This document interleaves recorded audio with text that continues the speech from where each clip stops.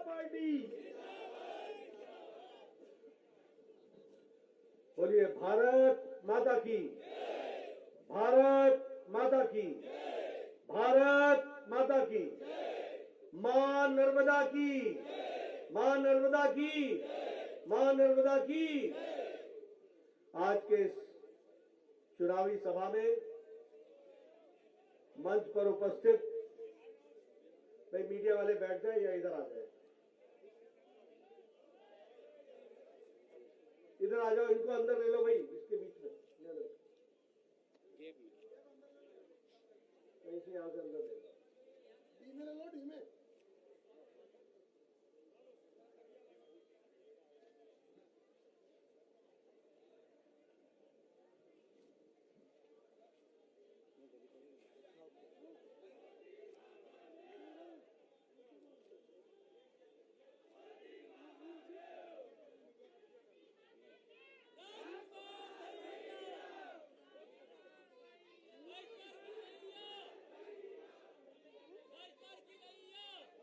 इधर आ जाओ, बाएं तरफ से अच्छा आएगा।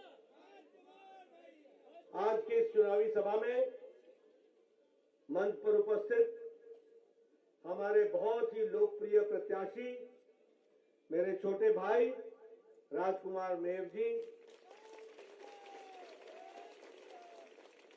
हमारे जिला के अध्यक्ष श्री राजेंद्र सिंह राठौर जी, हमारे बहुत ही लोकप्रिय सांसद और संसद में मेरे साथी श्री गजेंद्र सिंह पटेल जी,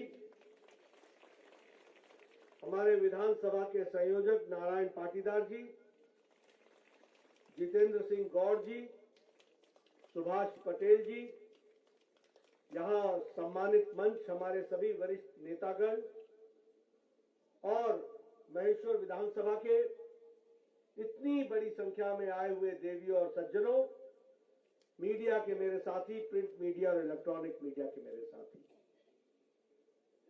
सबसे पहले तो मैं जब यहां आया हूं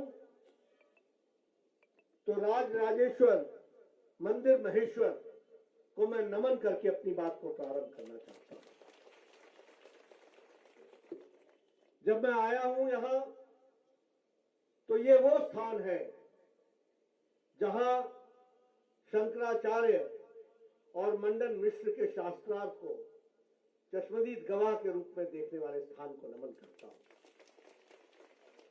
और मां रानी अहिल्याबाई होलकर जी की कर्मस्थली को नमन करते हुए अपनी बात को प्रारंभ करना चाहता हूं।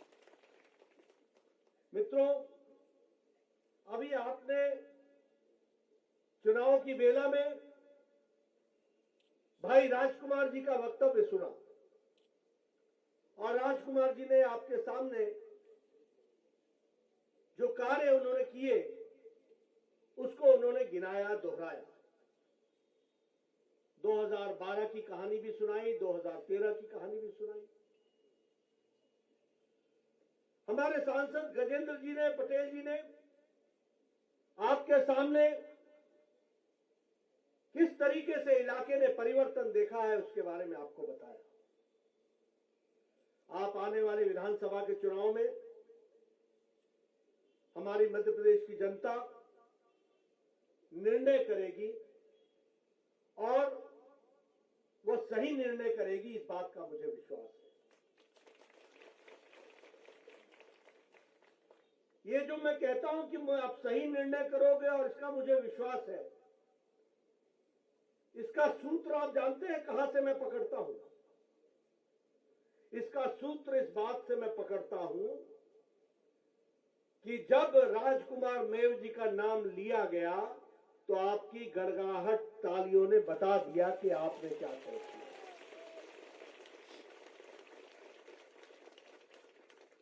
मित्रों, इसलिए आपने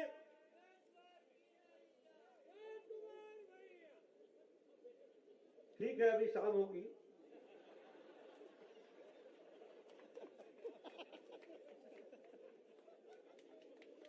देखिए मैं इशारा भी समझता हूं।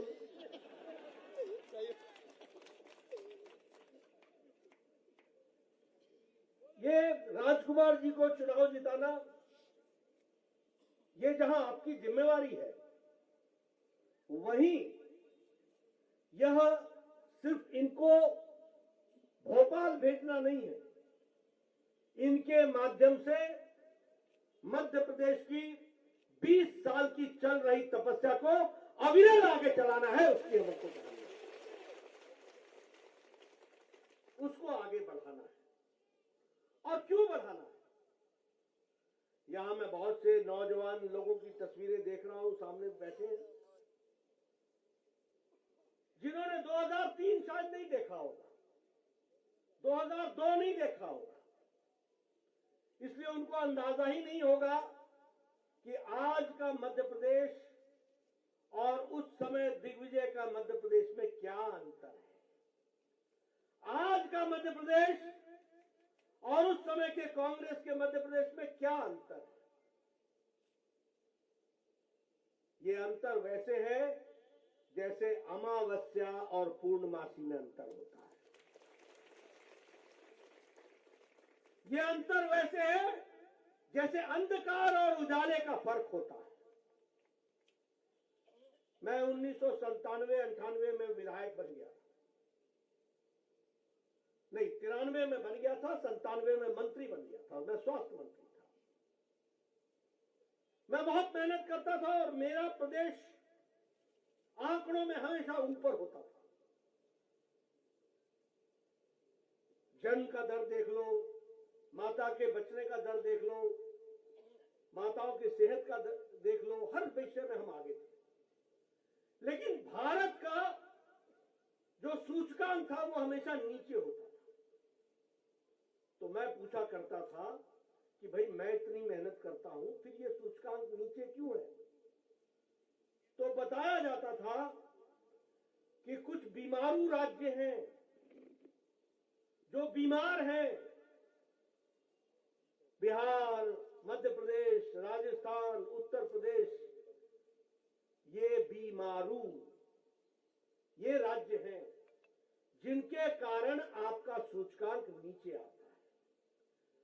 आज मैं ये दावे के साथ कह सकता हूं, उस समय अमावस्या लगी थी, अब पूर्णमासी है, मध्य प्रदेश अग्रगणी राज्यों में आकर के खड़ा हुआ है,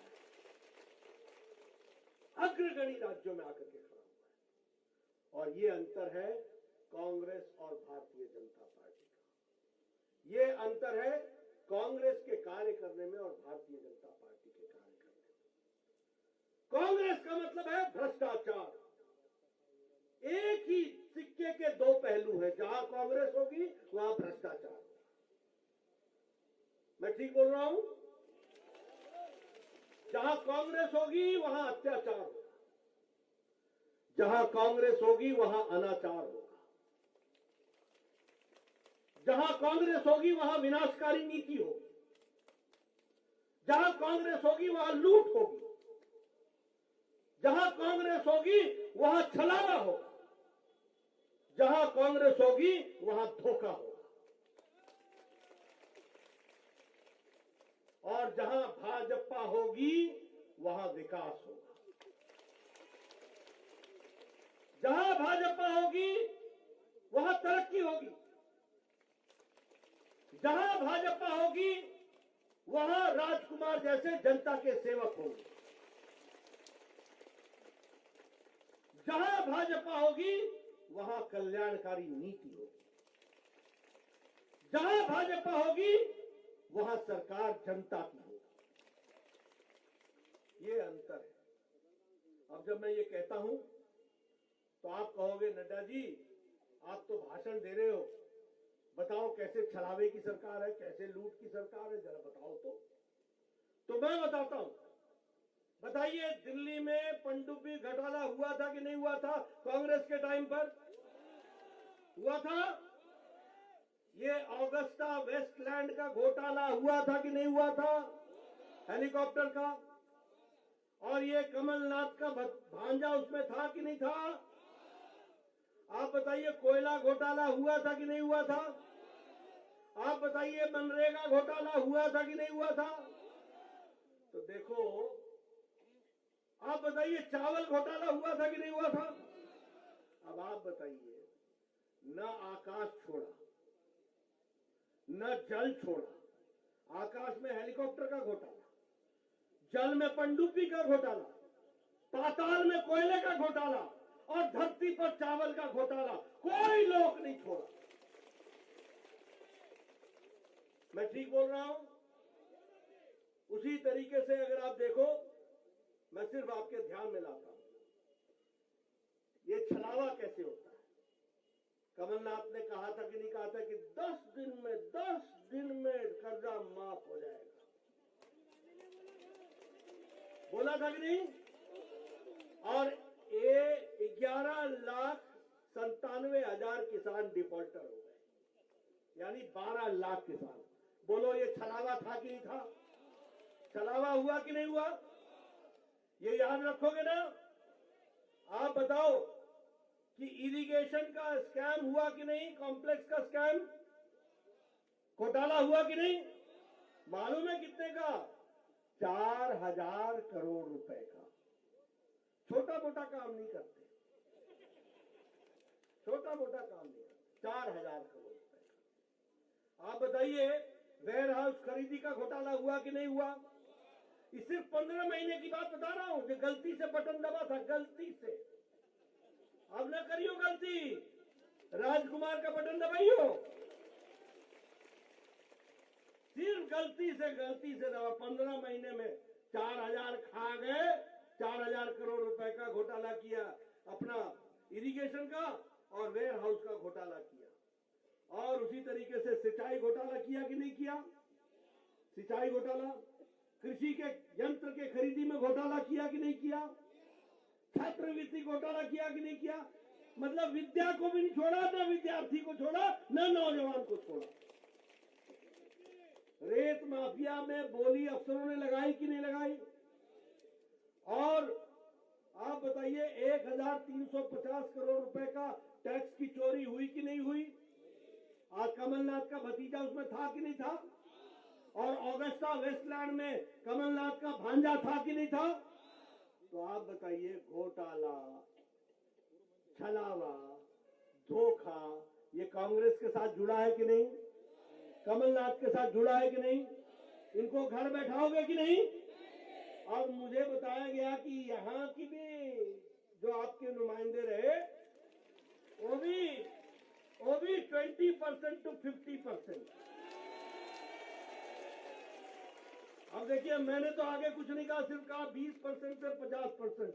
आपने ताली बजा दी, मतलब आप भुक्तभोगी हो कि नहीं हो? अगर भुक्तभोगी हो तो 17 तारीख है ना, तो 17 तारीख को बटन दबाइए और छुट्टी पा जाइए। होगा? होगा? पीछे सुनो, होगा? मित्रों, ये है इनकी कहानी। अब आप बताइए, मोदी जी के राज में देश आगे बढ़ रहा है कि नहीं? बढ़ रहा है कि नहीं? दुनिया में नाम कर रहा है कि नहीं? आज हम 5वीं नंबर की अर्थव्यवस्था हो गए कि नहीं? हमने ग्रेट ब्रिटेन, ब्रिटानिया को पछाड़ दिया कि नहीं? अब 2024 में फिर बटन दबाइयो, मोदी जी को लाइयो, 2027 में तीसरे नंबर की अर्थव्यवस्था बन जाएंगे, तीसरे नंबर। पर उसके पहले राजकुमार को भेज दियो 17 तारीख को, ठीक है ना? अब आप बताइए, स्टील में हम चौथे नंबर से दूसरे नंबर पे आते हैं। गाड़ी के मार्केट में, ऑटोमोबाइल के मार्केट में हम तीसरे नंबर पे आते हैं। हमसे आगे सिर्फ 2 है, चाइना और अमेरिका। तीसरे नंबर पे भारत खड़ा है। उसी तरीके से मोबाइल, जो आपके पास मोबाइल है ना, जब मोदी जी का राज नहीं था तो 92% 97% नहीं, 92% मोबाइल चाइना से आता था। आज आपके पास 97% मोबाइल अब भारत में बन रहा है, आपके पास भारत का मोबाइल है। बोलो, विकास हुआ है कि नहीं हुआ है? आगे बढ़े हैं कि नहीं बढ़े? और बताओ, प्रधानमंत्री गरीब कल्याण अन्न योजना में 80 करोड़ की जनता को 5 किलो गेहूं मिला कि नहीं मिला? या 5 किलो चावल मिला कि नहीं मिला? 1 किलो दाल मिला कि नहीं मिला? और मध्य प्रदेश में 5 करोड़ 10 लाख लोगों को 5 किलो गेहूं या 5 किलो चावल मिल रहा है। इसका अंतर जानते हैं क्या हुआ है? इसका फर्क क्या हुआ, आपको समझ में आया है? इसका फर्क यह हुआ है कि आज भारत के 13.5 करोड़ परिवार गरीबी की रेखा से ऊपर आ गए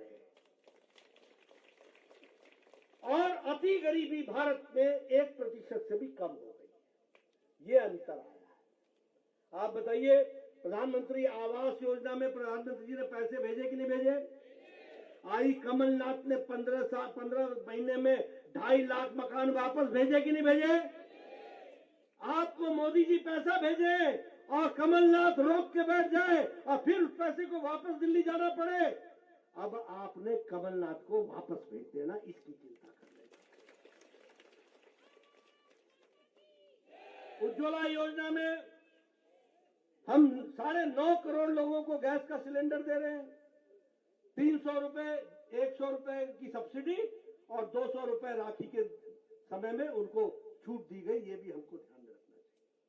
उसी तरीके से स्वच्छता अभियान में 11 करोड़ स्वच्छता घर बनाए गए और जिसमें मध्य प्रदेश में 73 लाख स्वच्छता घर यानी शौचालय यानी इज्जत घर बनाए गए। अब ये 11 करोड़ 12 करोड़ का मतलब हमको समझ में आता है, यानी 12 करोड़ महिलाओं को इज्जत से जीने का रास्ता मोदी जी ने दिया। ये भी हमको ध्यान में रखना। इसलिए हम आते हैं तो विकास करते हैं, हम आते हैं तो आपकी चिंता करते हैं। अब मध्य प्रदेश के बारे में बताऊं आपको। मध्य प्रदेश में प्रति व्यक्ति आय, और मैं चाहूंगा मीडिया वाले मेरी बात को नोट कर लें, और प्रति व्यक्ति आय 2003 से 2023 में आज 10 गुना बढ़ गई है। ये भी हमको ध्यान रखना। आज किसान का जो जमीन है वो सिंचित हो रही है, उसके लिए व्यवस्था बनी है। उसी तरीके से हमारे मध्य प्रदेश का बजट 13 गुना आगे बढ़ गया है। 13 गुना। हमारा हेल्थ का बजट 26 गुना बढ़ा है और हमारे अनुसूचित जाति का 57 गुना बजट बढ़ा है। हमारे ट्राइबल भाइयों का, अनुसूचित जनजाति। ये विकास की नई कहानी लिखी गई है। और आप बताइए, राजकुमार भैया के आने के बाद 2012 के बाद 700 करोड़ रुपए खर्च हुए कि नहीं? सड़क और सिंचाई में खर्च हुए कि नहीं हुए? मित्रों, ये विकास की कहानी है। तो हमारा जो रिकॉर्ड है वो भी आपके सामने रखा, कमलनाथ का रिकॉर्ड है वो भी आपके सामने रखा। एकलव्य स्कूल मध्य प्रदेश के में 3 थे, आज 40 है। ये है हमारे ट्राइबल इलाके के विकास के लिए। आज 14 नए मेडिकल कॉलेज खोले गए, 14 नए मेडिकल कॉलेज। यह है विकास की कहानी। आप बताइए, ये सड़क टूटी फूटी होती थी कि नहीं होती थी? होती थी कि नहीं होती थी? आज शिवराज जी के टाइम में चमाचम हुई कि नहीं हुई? फर्क पड़ा कि नहीं पड़ा? आज 4 लेन 6 लेन, ये नर्मदा के किनारे एक्सप्रेसवे बन रहा है ना, विंध्या एक्सप्रेसवे बन रहा है ना, उसके लिए स्वीकृति हो गई है ना। अब आप समझो 5 साल 4 साल बाद कैसा होगा नर्मदा के किनारे का रास्ता। आप बताइए, नर्मदा के लिए कॉरिडोर बन रहा है कि रानी अहिल्याबाई होलकर कॉरिडोर के लिए पैसा आया कि नहीं आया? स्वीकृत हुआ कि नहीं हुआ? कभी 20% और 50% ने सोचा था इस बारे में? सोचा था? ये फर्क है जिसको आपको समझना है। इसलिए आपके हितों की रक्षा। अब मैं आपको बताऊं, नर्मदा प्रगति पथ के लिए 900 किलोमीटर की सड़क बनेगी, 31,000 करोड़ रुपए यहां खर्च होगा। उसी तरीके से 34 नए रेलवे स्टेशन बन रहे हैं। 34 सिर्फ मध्य प्रदेश में 34 नए रेलवे स्टेशन। और ये रेलवे स्टेशन और एयरपोर्ट में कोई फर्क नहीं होगा, ऐसा वर्ल्ड क्लास का है रेलवे स्टेशन बनेगा। 34 बन रहे। बताइए, वंदे भारत ट्रेन चल पड़ी कि नहीं चल पड़ी? मध्य प्रदेश में भी चली कि नहीं चली? तो ये आज भोपाल में मेट्रो की 9 किलोमीटर की रेल की ट्रायल हो गई कि नहीं हो गई? इंदौर में हो गई कि नहीं 6 किलोमीटर की ट्रायल? ये विकास के नए आयाम है जिसको हम जोड़ रहे हैं। इसलिए मित्रों, विकास की तो मैं बहुत कहानी कह सकता हूं, लेकिन हाँ, अब आपके साथ ये भी मैं चर्चा करना चाहता हूं। बताओ, ये कमलनाथ ने 15 महीने में लाडली लक्ष्मी बहना योजना बंद कर दी थी कि नहीं कर दी थी? कर दी थी कि नहीं कर दी थी? बताओ, कर दी थी कि नहीं? अब 17 तारीख को तुम इसको बंद करोगे कि नहीं? ये जब आते हैं तो इनको गरीब का दर्द नहीं समझ में आता। ये जब आते हैं तो इनको बहनों की शिक्षा की चिंता नहीं होती। ये जब आते हैं तो बस खाए चलो, खाए चलो, खाए चलो। और हम किसान, गरीब, गांव, बच्चे, बच्चियां, युवा, दलित, हमारा आदिवासी भाई, उनकी चिंता करते हैं। क्या जरूरत थी लाडली लक्ष्मी बहना योजना को बंद करने की? और तुम दे नहीं सकते तो तुम लेते क्यों? ये हम हैं जो देने वाले हैं, जो भारतीय जनता पार्टी के लोग। और आपको मालूम है, 40 लाख बहनों को लखपति बहन बनाया है। लखपति 40 लाख, और 1,11,000 बहनों को जो खरगोन में है उनको लाडली लक्ष्मी लखपति बहन बनाया है। और उसी तरीके से 13 लाख बहनों को उच्च शिक्षा देने का काम लाडली लक्ष्मी बहना योजना ने किया। और अब तो नहीं, लाडली लक्ष्मी योजना, अब जहां लाडली लक्ष्मी बहना योजना है, तो आप बताइए 1,31,00,000 बहनों को 1,250 रुपए मिल रहे हैं कि नहीं मिल रहे हैं? मिल रहे हैं कि नहीं मिल रहे हैं? बहनों को मिल रहे हैं कि नहीं मिल रहे हैं? बहनें बताएं, मिल रहे हैं कि नहीं मिल रहे?